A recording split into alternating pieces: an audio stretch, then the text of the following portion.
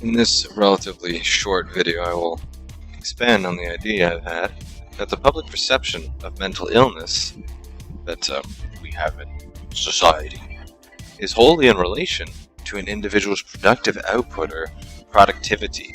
Rather than being a trait that is inherently negative of its own impact, it is the manner with which it acts on productivity that renders it of a negative kind. I will put forward my theory that I've had that encompasses the nature of mental illness. In vague terms, it would suggest that the perception we currently have of mental illness and its effects operates in tandem with the subsequent changes in productivity we would see from said mental illness. So, in other, less contrived words, rather than being a negative trait or a thing being experienced on its own, for its effects on people and their quality of life, it is viewed as a negative only so far as it affects the productivity of the individual. To support this claim, I would use this example, the public perception of something like depression, whose effects on productivity. Considering the loss of stigma around depression and its symptoms, there's now an increase in discussion corresponding to the topic. Although many people doubt its severity, considering the many self-diagnoses we see from it being a public phenomenon, it is widely understood to be a difficult issue to tackle that shackles the productivity and effective work of the people afflicted. Not to mention its demoralizing aspect, which lends itself to being harder to treat, as the afflicted are less motivated to do anything in and out of their favor, subsequently seeking help for their condition less. In this case, something like depression, by nature, will harm the productivity of the individual, which we may now understand has led to the increase in self-care and other similar messages pushed in an attempt to mitigate this phenomena. Alongside this is the pharmaceutical solution to the problem posed by depression and other related afflictions on productivity like ADHD, although that's not going to be covered in this video. Inherently, it is important to understand that the greater society does not benefit much or at all from members within its ranks not contributing to the larger structure. For clarity, this lack of contribution is what I define as unproductivity. So in the same way, a retiree tends not to produce any new value in the society, like through working. They instead spend their pensions within it. A neat or unproductive person, in another case, will find someone to leech off of and also not produce anything of monetary value within the system. It effectively renders them both at a similar level of unproductivity, the retiree and the person who has failed to start, but for good reason, one is viewed much more negatively than the other. This input and output of value within an economic system reminded me of the oft-mentioned book 1984, we hear so much of it, about it, in which economic systems are viewed in the same vein as machines that require continual inputs to produce the continuous output that is then gotten accustomed to by those who contribute to the machine. The difference in the book, which I won't cover much, is in the execution of the plan. Much of the outputs are squandered, in the book at least, through the military-industrial complex, which eventually leads to an inertia relating to the conditions of those that produce for this system. As was displayed in the book, this leads to it moving endlessly, but in the real world things do not work out in this way. Our economic systems, I believe, have an intrinsic weakness, that being a lack of contribution toward its growth, or at least a better phrasing would be a requirement for continual contribution towards its growth. Supposing many of our systems had half their productive members culled all at once, I'm sure in an instant they would all collapse. Pyramid schemes at a greater scheme, the foundations of what make much of our world so great and prosperous are shakier than they seem. And thus we come to one of my main conclusions drawn into this exploration. The perpetual motion machine we call our economic system has not an incentive, but the incentive to push those within to increase productive input. Without it, the gears stop turning, and the things we buy stop moving the economy in one way or another, eventually grinding the whole matter to a halt. In and of itself, mental health is but a metric to define the origin of unproductivity. Rather than combating mental illness for what it does to people, it is instead only managed with relation to net productivity. A chronic overworker, for instance, is only seen as mentally unwell when his overwork causes him to fall ill and subsequently become unproductive.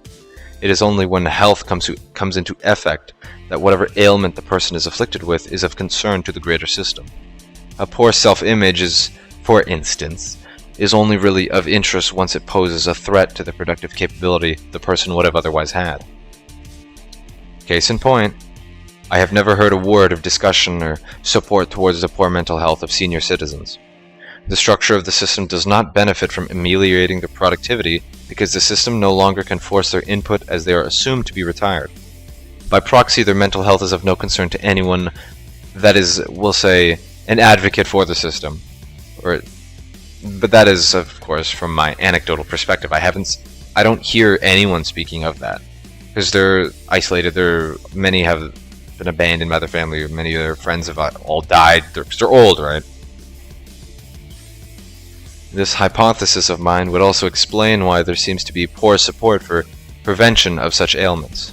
Besides the basal things we do to keep ourselves healthy and well, there's a gap from these actions and the eventual illnesses. I don't see this gap filled. We eternally reside in the binary state of mentally well and mentally unwell, and there is no in-between because the in-between does not harm productivity as much as the extreme would. As much as the extreme of, we'll say, unwellness would.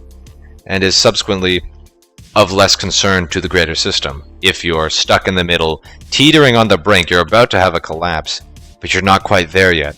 Your work isn't as affected in that manner. Your workplace isn't going to care as much until you stop showing up, until you stop working as you were, because it seems that fundamentally what we're valued on is our work. All of which is residing under the foundational question posed by a friend of mine about what exactly it is that constitutes productivity in these systems, and what is a criterion for a productive member of society. Is that even important, even? We could ask if working in an office for a corporation is productive, and many would say yes. We could ask, is making music and art productive? Another group of many would say yes, but then there's also a significant cohort who say no. Perhaps in so long as this this artistic work generates movement within the economy, it is then deemed productivity. And that begs the question, is making YouTube videos like this one productive? To that, I am unsure. This and similar platforms have the uncanny ability to generate wealth out of seemingly nothing, from ad returns and all sorts of brand deals, sponsorship, and all that. But the money that is perhaps spent on editors and other creator resources could then be seen as acting as a mover within the economy, which is perhaps productive, assuming we want to say productivity is an action that will contribute or in some way move the economy, maybe forwards and backwards. But then again, what if wealth were to accumulate without being spent in that manner? Supposing I am a dragon hoarding wealth. Would the labor that was required to produce that wealth then be productive? At the end of the day, endless questions can be generated on this matter. In the absence of definitions on the matter or standard for which we place these societal expectations, I think there will remain a cohort that is displaced almost by an unknowable expectation for what they should be. How productive should they be? While the greater system may not be as concerned with the well-being of those within it until it harms the system, it serves no purpose for the individual not to ameliorate their condition if required. We have a duty to ourselves to self-actualize in whatever manner appropriate, and staying physically and mentally healthy is only an aspect of this. The goal of this video was to push forth the theory, wasn't to... I'm not answering any questions, I'm only asking more, which is perhaps unproductive. Anyhow, be well. Thank you for watching. Leave a comment if you enjoyed. I read them all. Respond to them all.